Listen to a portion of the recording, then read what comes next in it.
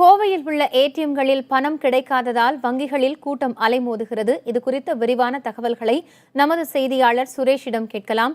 சுரேஷ், கோவை மாவட்டத்தில் உள்ள ஏடிஎம்களை பணம் கிடைக்காததால பொதுமக்கள் வங்கிகள் அதிக அளவில் கூடுவதாக சொல்லப்படுகிறதே, அங்குள்ள நிலைமை என்ன?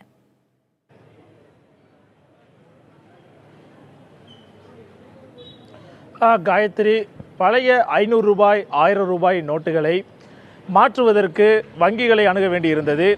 பணம் எடுப்பதற்கு வங்கிகளை முதல் நாள் அணுக வேண்டியிருந்தது. ஆனால் இரண்டாவது நாளிலிருந்து ஏடிஎம்களில் எடுத்துக்கொள்ளலாம் என்ற ஒரு அறிவிப்பு இருந்த போதிலும் எதிர்பார்த்த அளவிற்கு ஏடிஎம்களில் போதுமான வசதிகள் இல்லாத ஒரு சூழ்நிலை ஏற்பட்டது. பெரும்பாலான ஏடிஎம்கள் இன்று காலை முதல் மாலை வரை திறக்கப்படாமல் இருக்கிறது.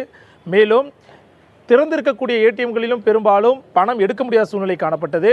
ஒரு சில சொற்பமான எண்ணிக்கையிலான ஏடிஎம்களில் மட்டுமே பணம் எடுக்கக்கூடிய சூழல் இருந்தாலும் அந்த ஏடிஎம்களிலும் போதுமான பண இருப்பு இல்லாதனால் மதியத்திற்குள்ளாகவே அது தீர்ந்துவிட ஒரு சூழ்நிலைக்கு தள்ளப்பட்டது. இதனால் பொதுமக்கள் அதிகப்படியான பணத்தை, அதாவது அவர்களுக்கான பணத்தை எடுக்க முடியாத சூழ்நிலை ஏற்பட்டது. இதனால் பணம் எடுப்பதற்கு மீண்டும் மதியத்திற்கு மேல் வங்கிகளையே நாட வேண்டியிருந்தது.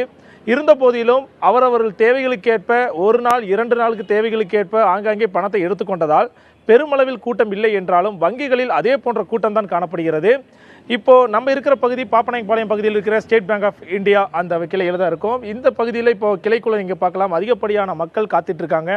இங்கே சில பிரச்சனைகள் காணப்படுகிறது. அதாவது பொதுவாகவே வங்கி கிளைகளில் அந்த பழைய 1000 ரூபாய் 500 ரூபாய் டினாமினேஷன் எழுதி தரக்கூடிய ஒரு செலான் மாதிரி ஒரு ஃபார்ம் ஒன்று கொடுத்துருக்காங்க. அதில் நம்மளுடைய ஐடி நம்பர் எல்லாத்தையும் நம்ம மென்ஷன் பண்ணி கொடுப்போம். அந்த ஃபார்ம் என்பது அடிக்கடி தீர்ந்து விடக்கூடிய சூழல் எல்லா வங்கி கிளைகளிலும் காணப்படுகிறது.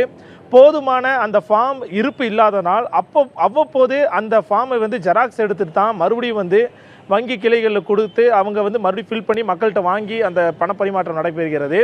பணம் எடுப்பது என்பது ஏடிஎம்களில் போதுமான அளவு வசதிகள் கிடைக்கப்பெறாத காரணத்தினால் மீண்டும் குறைந்தபட்ச சொற்ப தொகைகளுக்கும் மீண்டுமே பொதுமக்கள் வங்கிகளை நாட வேண்டிய சூழல் ஏற்பட்டிருக்கிறது. காயத்ரி, சுரேஷ், மக்களுக்கு ஏற்பட்டுள்ள இந்த சிரமங்களை தவிர்ப்பதற்கும் ஏடிஎம்களில் பொதுமக்களுக்கு தேவையான பணத்தை எடுப்பதற்கும் என்ன மாதிரியான சிறப்பு ஏற்பாடுகள் அங்கு செய்யப்பட்டிருக்கிறது?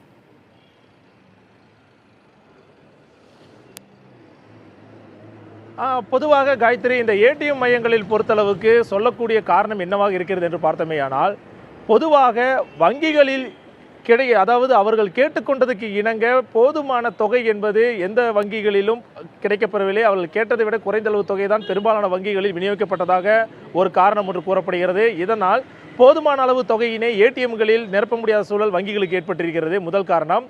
இரண்டாவதாக, ஏடிஎம்மில் இருக்கக்கூடிய அந்த மென்பொருள், அந்த சாஃப்ட்வேர் ப்ராப்ளம் ஒன்று சொல்லப்படுகிறது. அதாவது இப்போது வெறும் 100 ரூபாய் மட்டுமே எல்லா ஏடிஎம்களிலும் கிடைக்கக்கூடிய வகையில் இருந்து வருகிறது. மீதம் இருக்கிற பிற ஏடிஎம்களில் 2000 புதிய ரூபாய் நோட்டை கிடைக்கப்பெறும் அளவிற்கு வங்கிகள் அதற்கான சாஃப்ட்வேர் மாற்றத்தை மேற்கொண்டு வருகிறார்கள். எனவே இன்று இரவு பெரும்பாலான வங்கிகளில் உள்ள வங்கிகளுக்கான ஏடிஎம்களில் அதற்கான பணங்கள் உள்ள இருப்பு வைக்கப்படும். நாளை முதல் இந்த ஏடிஎம் சேவை என்பது சீராகும் என்ற நம்பிக்கை தெரிவிக்கின்றனர் வங்கி அதிகாரிகள் தரப்பில்.